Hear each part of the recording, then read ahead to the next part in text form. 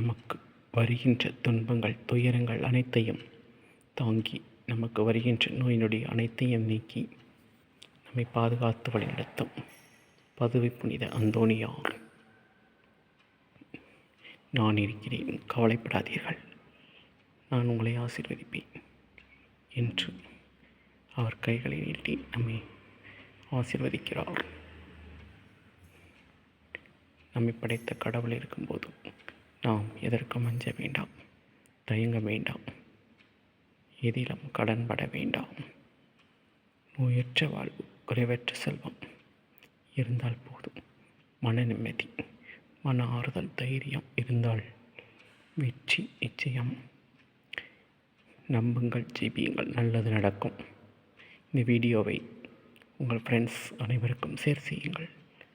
இந்த புனிதர் நமது இல்லங்களை சந்திக்க வர இருக்கிறார்கள். வீடியோவுக்கு சப்ஸ்கிரைப் பண்ணுங்கள், ஷேர் பண்ணுங்கள், ஃபாலோ பண்ணுங்கள்.